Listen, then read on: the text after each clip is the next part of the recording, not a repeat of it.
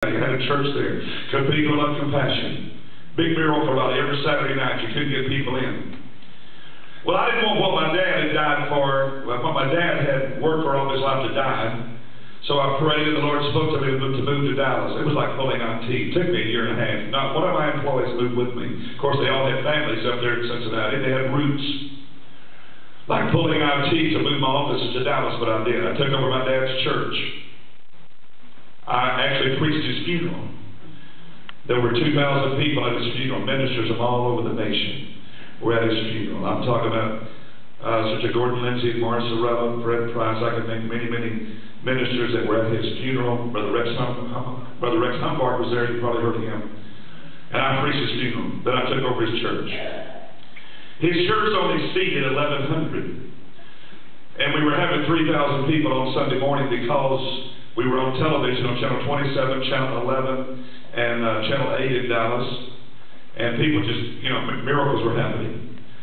So I realized I was going to kill myself if we didn't get into a building program. So we bought 30 acres in southwest Dallas, $2.6 million just for the land, built a church, 80,000 square feet, seated 5,500 people. And it took us about 2.5 years to build it. We moved into a beautiful church. I mean, God helped us get it paid for. $11 million paid for. We had a big youth activities building out there that seated about 450 youth. We had a softball field, almost 30 acres. So thank God we moved into that church. I thought, thank God. Suddenly we were the talk of the town. We had billboards all over town said, come fly with us, come soar with us at Eagles Nest Cathedral. We've been in that church 3 months and all hell broke loose. Beautiful new church. People got in fights in the choir on Sunday morning. Right in the middle of them singing, 110 voice choir. They got in a fist fight. One man thought this man was singing his part and hit him and knocked his tooth out. On Sunday morning. Big fist fight. Everybody up there looked at it. About 3,500 people that Sunday morning. That's not all. The next Sunday morning, a lady on purpose ran her new Mercedes into another lady's white Cadillac out in the parking lot because she thought that lady winked at her husband. Just rammed it. Tore up her Mercedes and the lady's white Cadillac. Somebody broke into church on Sunday afternoon, stole the tithes and offerings, used a blowtorch, opened the safe. A lady sued me, said I called her a prostitute. Never had met her in my life. Made the front page of the Dallas Morning News. What had happened was I called out this man to the word of knowledge, and I said, your wife is a prophet. He said, yeah, that's right. And I said, you've been praying for her? Yeah, that's right. And then he didn't use wisdom. He got a tape of the service when played for her. And she sued me in the courts of Dallas, made the front page of Dallas Morning News. Of course, God got us out of that because I had a dream to have my attorney as her attorney. Will they ever legally married, and they hadn't been legally married. They were living common law. And he had been married 4 other times and hadn't ever gotten a legal divorce. So I didn't call her name anyway. When I ministered the word of knowledge, I just said, your wife. So which wife was I talking about, So God got us out of that. Somebody pried open my trunk while I was preaching one Sunday morning and stole my briefcase. Our tithes and offerings went down. We had to have $15,000 on Sunday morning just to pay the TV bills in Dallas and all of our billboards all over town and advertising and radio. And suddenly they dropped to about $2,000. Just one thing after another. Our church began to break apart. You won't believe this brand new church, big cracks about 2 inches wide in about 8 different places. Just vertical cracks. On Sunday night, I'm sitting on the platform, and the usher comes up and says, where are all of our young people? Our youth had their own church service on Sunday nights while we had church in the big church. They were out there, about 300 young people, always on Sunday night. And he came up, he said, all of our young people are missing. Where are they? So we got 4 or 5 ushers and elders, went out there and found over 200 young people out in the church buses hugging and kissing each other. Wow. We had to drop about half of our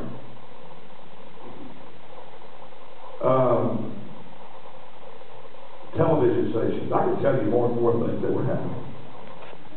People were fighting, snapping, snarling. gossiping. I know you folks don't gossip, you share. and all the sheep began to scramble. And we were going through all the motions, all the things we used to do at my dad's church for 2.5 years. And nothing was the same. I just couldn't ever feel a good spirit there. And for a while, I laid it down that we were in new surroundings, and it got to the point I knew something else was wrong. And I cried, I prayed, I didn't know what to do. And on the first Monday night of each month, we had a leaders meeting. About 30 of our main leaders, and you know, the head of the youth, the head of the ladies president, the men's president, the head of the bus ministry. And I got up in utter and total discouragement in our leadership meeting on a Monday night.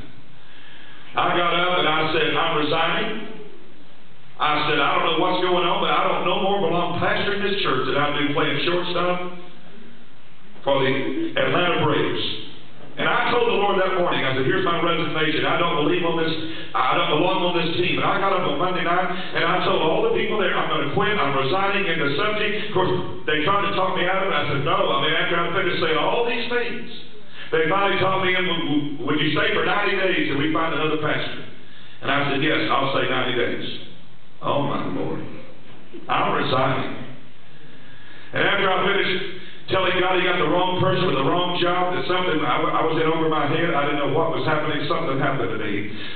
Somebody say amen. I had a speaker stand up in our church on Sunday morning. I had a guest speaker. Brother Creflo Dollar. How many here has ever heard of Creflo Dollar? He was going to preach in our church that night. On Sunday night, he got there, and I said, brother, I don't feel like preaching. Get up and preach. He said, God spoke to me. I'd be preaching this morning. So I'm sitting behind him on the platform. And Brother Creflo Dollar got up, and the first words he said was, he said, there's somebody here. In fact, there's several people here. You're fighting a battle, a spiritual warfare, and you don't know what's going on. The harder you pray, the harder you work, the worse it gets. And he said, if that's you, run down here to the altar. You know who the first one at the altar was? Me. I'm sitting behind him. I ran past him across the platform, and I fell across the altar. He was the pastor. And God immediately came down in my soul like thunder, and he said, I want you to know your problem is you moved to a new location, and the problem is you're not worshiping under an open heaven. I said, oh yeah, God, what is that supposed to mean? He said, you never asked me, so I never bothered to tell you. He said, if you had bothered asking me, I would have told you there's a principality assigned over this area that rules this area. Until you get victory over that principality that's ruling this area, you're going to have worse problems. And I said, God, please forgive me for my ignorance and tell me what's going on. And he said, in the realm of the Spirit, he said, I'll show you. He said, check it out. I went next door on Monday to Dallas Baptist University. Our property was adjacent to the big university there. I went to their library, got on their microfiche, and checked some back issues of the Dallas Morning News and found out that the property we'd built our church on used to be an old Indian burial ground. They had buried several bodies there. And over the last 20 years before we bought the property, now, as we bought the property, we had to clean off 300 trees off of that 30 acres. And there had been witches and warlocks meetings in those trees. Once every year, for 2 weeks, in the trees. Wizards and warlocks. And they would cut off the heads of animals.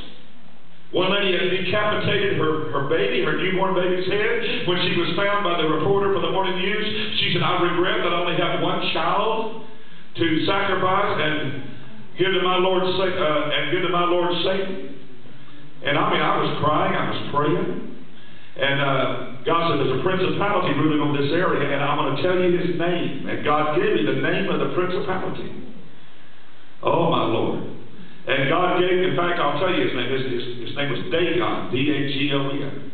And God gave me a 7-point battle plan of how to obliterate that principality. And God said, don't you remember 20 years ago that church that your dad bought that you took over for a year and a half before you moved into this one?